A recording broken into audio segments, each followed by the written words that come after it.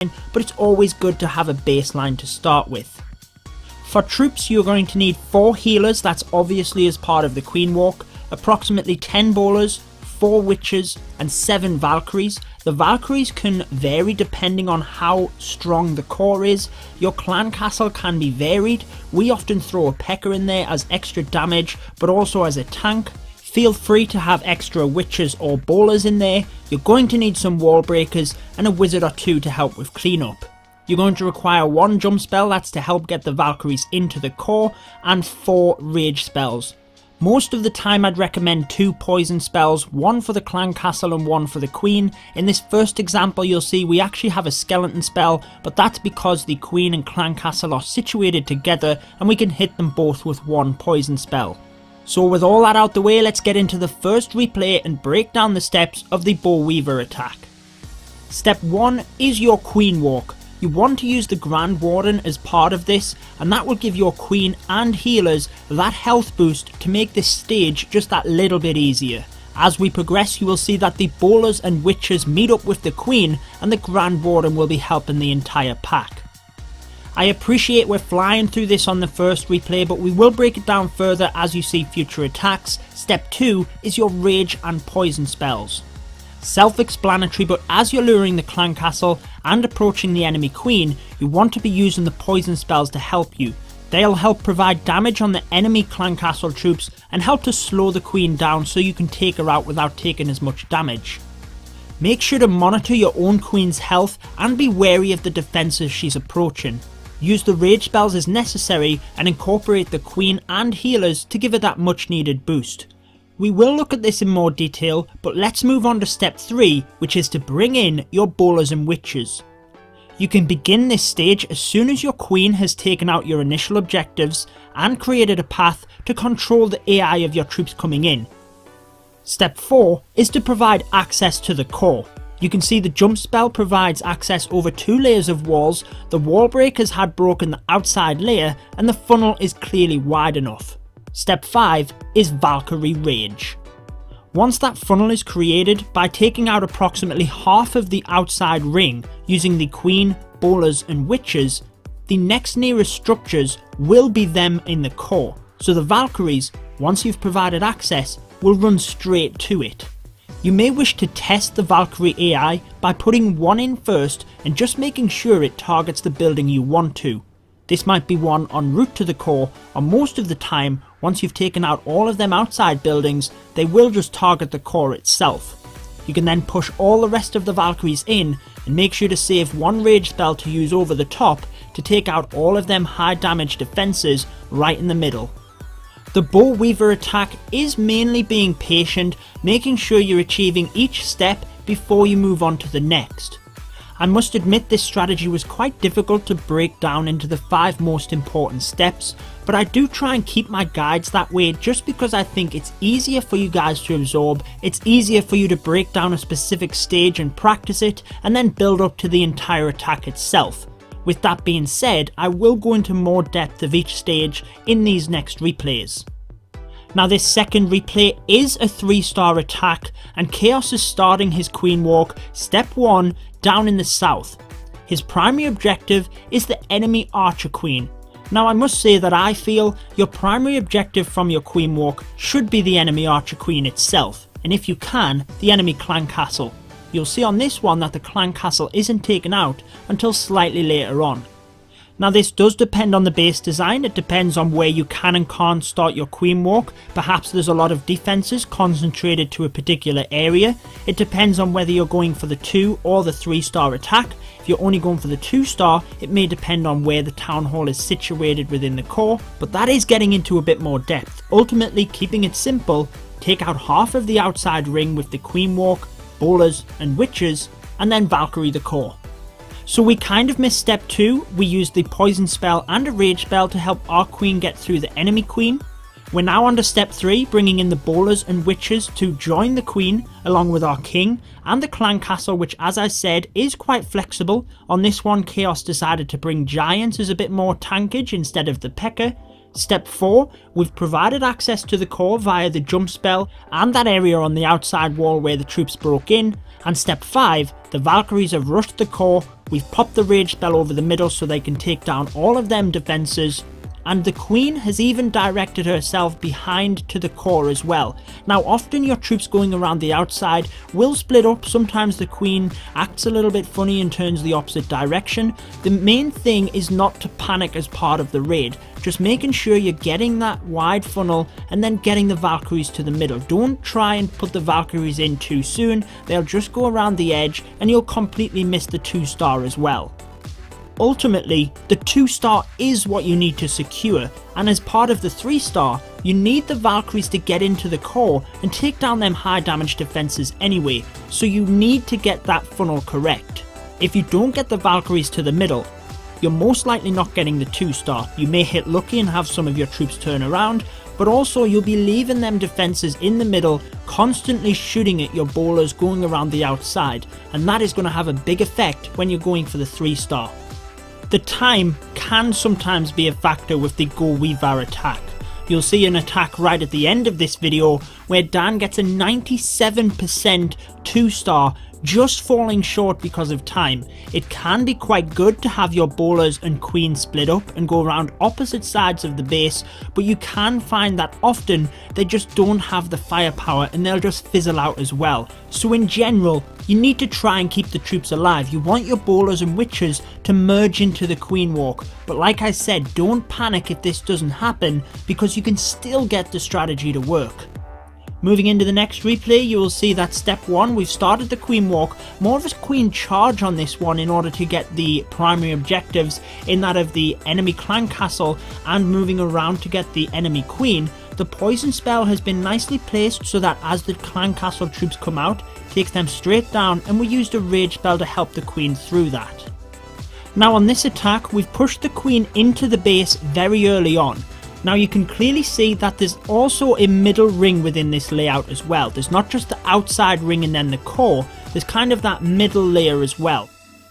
So it's important that we're taking that into account with the funnel. The Valkyries could very easily get caught within that middle ring, so the queen is pushed in order to create the funnel on that as well. You can see we just had a beautiful example of the rage spell placement as in step 2, whereby the queen, grand warden and healers were all within its radius. It was also placed so that alongside incorporating all of them troops, there was room for the queen to move forward and still be within the spell, and obviously it meant that as the healers moved forward, we really got the most benefit out of that rage spell.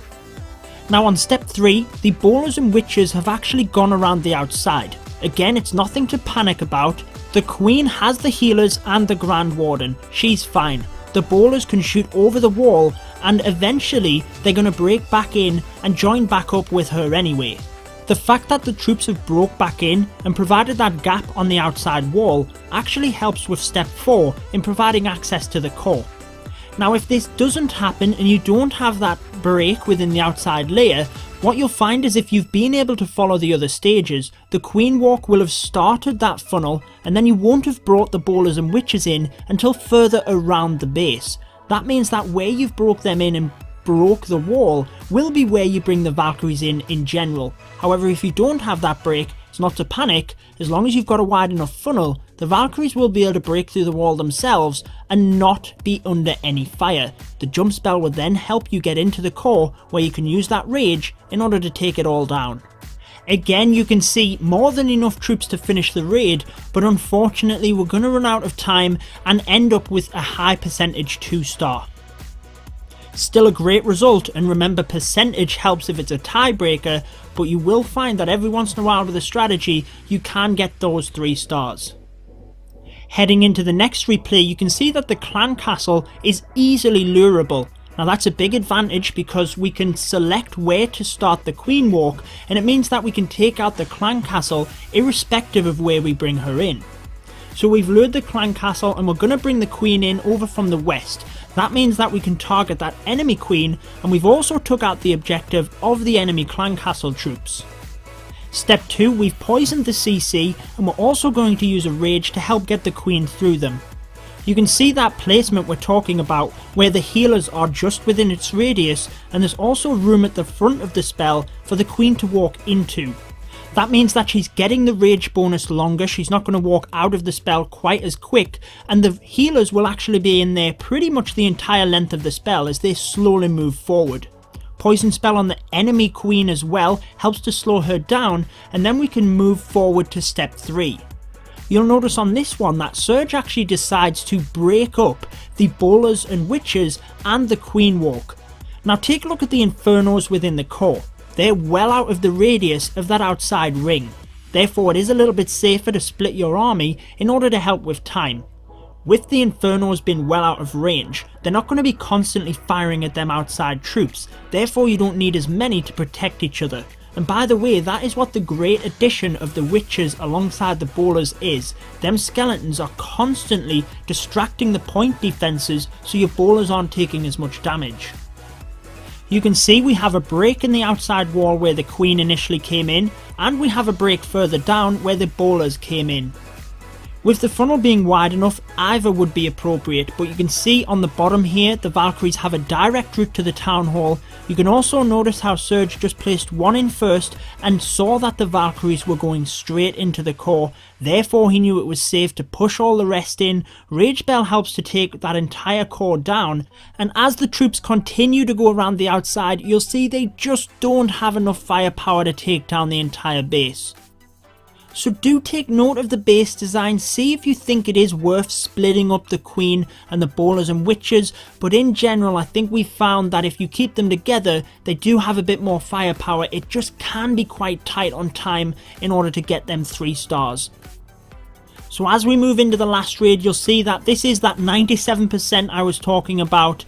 Hopefully you've picked up pretty much the strategy at this point, and the last raid will be just kind of recapping things for you. One thing I haven't mentioned that is in step 2, the rage and the poison spells, only use as many rage as what is necessary. Most of the time this will either be 1 or 2 spells. Try and save as many as you can for that entire army you have moving around, so you can use the rage spells on the bowlers and the witches to really push them around the base, help with time, and try and give you the best shot at getting them 3 stars.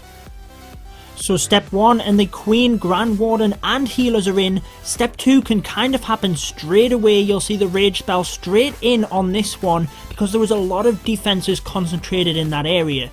Again, this is one of them layouts with that middle ring, so Dan has to break the Queen in early on in order to create that funnel correctly. I'm not sure if he wanted to take the Eagle Artillery and then move around towards the Queen on this one, but she decides to go clockwise around the base and works her way around towards the enemy CC. Like I said, in a nutshell, create that funnel with your Queen walk and merging in the bowlers and witches, and then Valkyrie the core. Once the Queen has begun to create that funnel and we know we're going to be able to control the bowlers AI, we can move to step 3, and in this case, bring them in from the south. We know that they're going to move clockwise around with the Queen, so get them in, help with time. You can see that the P.E.K.K.A there as well, helping with tankage. Often if you put that in first, the Eagle Artillery will lock onto the P.E.K.K.A, so that's a nice top tip instead of it locking onto all of your bowlers. The skeletons, as I say, will help to provide a lot more distraction for the point defences. As well, the Grand Warden's Eternal Tome ability, you want to use that reasonably early on. Try and incorporate as many bowlers and witches as you can so that you can really get the most out of it. The more troops you can incorporate within it, the better. Step 4, and we have access to the core via the south where the bowlers came in and the jump spell, and then step 5, the Valkyrie Rage. They've gone to the core, the rage spell's over the top, and they have absolutely crushed it. You'll see that they even turn back around, come back out, they get to that Eagle Artillery, and watch how close this is. One more swing from a Valkyrie, that thing would have been down, and this would have sure been a 3-star attack. It actually looks like some more skeleton traps went off, caused a few of the Valkyries to turn back around to the core and obviously split up. Very unfortunate. If that had have went down, it wouldn't have been firing at the rest of the troops for the remaining part of the raid, and definitely would have had a better shot at getting them 3 stars. So that is your guide for the BoWiVa attack. I hope you guys enjoyed it. Please leave any comments down below if you have any tips on the strategy yourself, or please share your successes of this as well. I will try and get more strategy guides out to you very soon, so hit that subscribe button to stay up to date with all of my latest Clash of Clans videos. Make sure to comment me with the hashtag BoWiVa if you made it right to the end of this video. I've been your host, Judo Sloth.